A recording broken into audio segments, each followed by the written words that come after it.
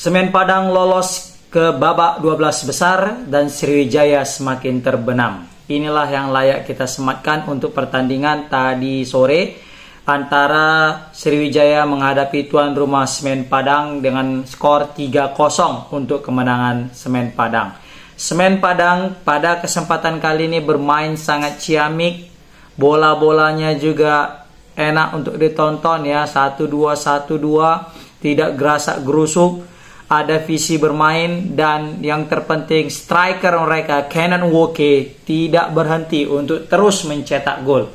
Kenneth Nwoke ini ibarat kayak siapa ya kita bilang ya, kayak Ronaldo ya lah nyetak gol. Tapi ini bukan, kalau Ronaldo kan ini ya maksudnya terlalu superior. Memang dia superior juga nih Kenneth Nwoke.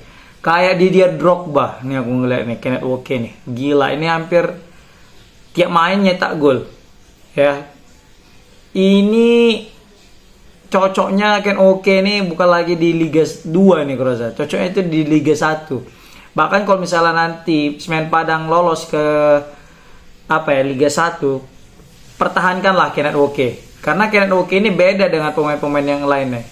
Khususnya pemain asing ya. Untuk kualitas pemain asing Liga 2, Kenneth Nwoke ini udah jauh di atas rata-rata guys. Belum lagi tadi penampilan lini pertahanan daripada Sriwijaya Semen Padang juga solid lini tengah. Kalau yang aku lihat Sriwijaya kali ini sangat kehilangan ya dengan Habibie ya. Dimana Habibie kan pertandingan sebelumnya berhasil mencetak hat-trick tuh ketika melawan PSDS Deli Serdang, tapi pergi ke Borneo ya kan, hilang. Dan ini betul-betul terasa kehilangan Habibie itu di lini depan itu sangat tumpul guys. Meskipun sudah mendatangkan pemain baru ya, pemain teranyar dari PSS Sleman. Tapi ya itu si Yeven juga belum bisa mengkonversi berbagai macam peluang. Nggak banyak sih peluang Yeven, ada satu peluang yang dia nge-shoot pakai kaki kiri kalau nggak salah ya. Tapi masih di atas Mr. Gawang. Nah, sebelumnya mari kita lihat dulu starting line up. Dari starting line up juga bisa kita lihat seperti biasa Iqbal jadi kiper ya di Semen Padang. Duet maut Agus dengan Kim ini betul-betul Kim memberikan kedamaian serta ketenangan di lini pertahanan. Wingback mereka juga luar biasa. Aku kenal banget ini Wiganda sama Saiful ya. Wiganda sama Saiful, karena Wiganda sama Saiful ini mantan pemain PSMS dahulu kala guys. Saiful gila, ini Riba Sudenya juga mantap ya, betul-betul rap-rap mainnya. Ya di lini tengah juga ada duet Okvian sama Fandi. Okvian itu dia ngasih assist ya di gol pertama melalui free kick ya kan. Baru ada di lini depan itu ada Roken dengan Firman sama Kenneth Nwoke. Nah, si Firman ini aku punya catatan khusus ya. Firman ini mainnya licin kali kayak belut ya. Jadi dia itu gocek, licin. Pokoknya nge-shoot juga berani ya, dari jauh, nggak mesti dari dekat aja. Pokoknya dia juga memberikan creative chances lah. Pokoknya memberikan banyak peluang gitu, menciptakan banyak peluang. Nah, kita langsung lihat starting line up-nya daripada Sriwijaya.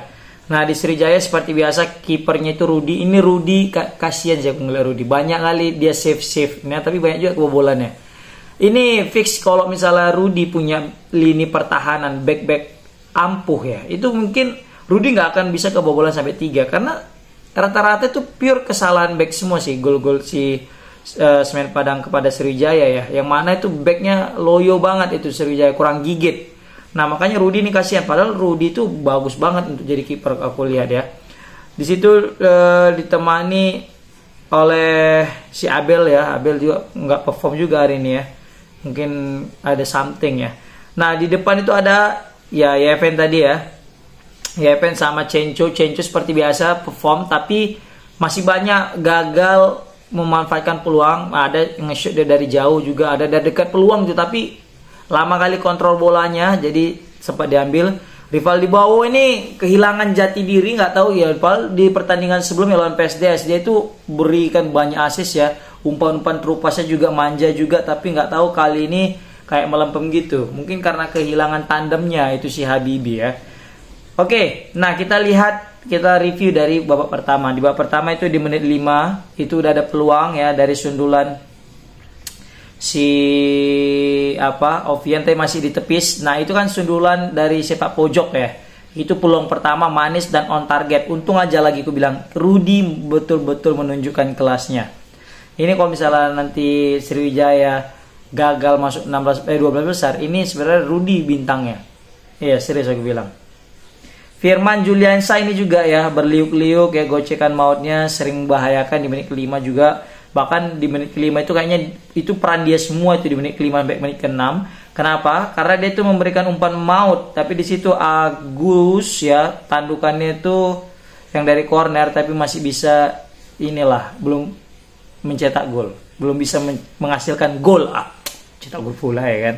Nah, di menit ke-8 itu ada Kenneth. Ya, Kenneth itu si Kenneth Ngoke nih, dia itu bukan hanya hebat dalam mencetak gol, guys. Kalau aku ngelihat dari segi memberikan assist, memberikan peluang kepada rekan-rekan yang lain juga bagus. Aku lihat itu berapa kali aku notice itu dia memberikan umpan silang, ya, umpan crossing yang mana betul pas kaki di kaki pemain dan langsung mendapatkan peluang. Seharusnya kalau misalnya itu ngoper ke Woke lagi itu udah gol, tapi karena yang menerima bola dari Woke bukan Woke, jadi nggak gol, guys. Makanya sayang kali tuh. Itulah di menit ke-8 tadi. Kalau misalnya kalian tengok ada si Roken ya, itu gagal. Lihat nggak kontrol bola kayak nyundul gitu tapi gagal. Nah, di menit ke-16 itu ada juga Rosat Setiawan ya. Rosat Setiawan kapten free kick. Terus ada Rudy tapi masih juga gagal ya. Memang Rosat Setiawan ini betul-betul kapten yang baik bagi tim Sriwijaya, guys. Semen Padang. Baru di menit 27 di sinilah gol pertama daripada si Agus Nova. Agus Nova ini kan center back ya. Dia itu maju untuk karena ini kan free kick ya, ada peluang lah. Apalagi dia juga punya poster yang lumayan tinggi. Terus ketika dapat bola langsung Ovian memberikan assist manja, gila itu umpannya, masuk dan 1-0. Itu masuk nutmeg ya, gol kolong daripada si Iqbal. Selanjutnya di menit 20 itu ada satu peluang dari Canco, tapi Canco itu belum bisa memanfaatkan peluang tersebut. Rivaldi Bau juga sempat memberikan shoot, tapi masih lemah shootingnya, masih bisa dijinakkan oleh kiper daripada kiper Semen Padang, Iqbal. Nah, kemudian masuk di babak kedua. Di babak kedua ini nyaris Sriwijaya itu terus dibombardir oleh Semen Padang, guys. Dan terbukti Arsyad ini gila, gol-gol Arsyad ini. Dia itu kayak angkara Messi bisa ngelewati 3 pemain dengan mudahnya, ngelewati dan nge-shoot gol. Nah, ini betul-betul jadi catatan besar, PR besar bagi tim Sriwijaya. Apalagi mereka di pertandingan selanjutnya akan bermain away lagi di Pekanbaru, guys. Nah, di sini pertarungan hidup mati. Karena Pekanbaru juga pasti mentargetkan 3 poin. Karena antara Sriwijaya dengan PSPS ini poinnya sama sebelum pertandingan ini. Nah, jika PSPS bisa mengemas kemenangan 3 poin, otomatis dia akan berpeluang untuk menemani Persiraja Banda Aceh atau Semen Padang jika PSMS kalah. Tapi kalau PSMS menang, nah ini kan jadi ditentukan di pertandingan selanjutnya lagi. Nanti PSMS melawan PSPS Pekanbaru di Medan. Nah, bukan Medan sih, di Barudin Siregar ya, di Deli Serdang, Lubukakam. Nah, selanjutnya itu gol menit 73 dari Arsyad. Itu aku bilang gokil, keren. Arsyad akselerasinya, nggak takut megang bola, masuk ke dalam. Padahal aku pikir di situ dia bakal mengoper ke Kenneth Ngoke, tapi dia pede nge-shoot karena yakin ini bakal masuk. Dan 2-0, 2-0, mantap. Tunnel. Menit 79, nah ini ada Cenco nge-shoot coba dari jauh ya, tapi sama aja memang on target, tapi masih belum bisa membahayakan. Di menit 81 Yeven. Nah, inilah peluang satu-satunya Yeven yang aku lihat. Dia nge-shoot agak bebas tapi masih di atas Mister Gawang, guys. Ngoke di menit 84 juga sontekannya masih lemah, masih belum bisa membahayakan gawang Sriwijaya. Ini hampir juga gol tapi masih gagal. 86 kembali, guys. Arsyad, peluang manis umpan daripada Woke. Nah, ini yang aku bilang. Umpan Woke itu dari sebelah kiri nih Woke, dia ngoper ke sebelah kanan. Di situ kan ada si Arsyad ya yang tadi nyetak gol kedua.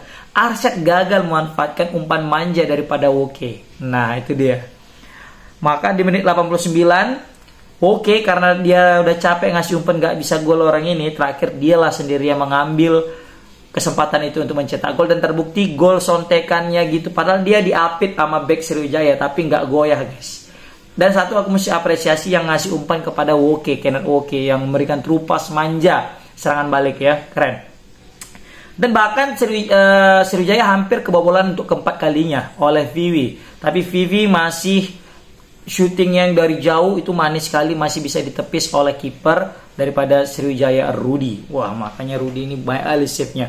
Oke, jadi itu dia, Sriwijaya 0, Semen Padang 3. Dengan hasil ini mempersulit jalan daripada Sriwijaya untuk lolos ke babak 12 besar. Sedangkan Semen Padang ini memastikan langkah mereka untuk terus maju ke babak 12 besar.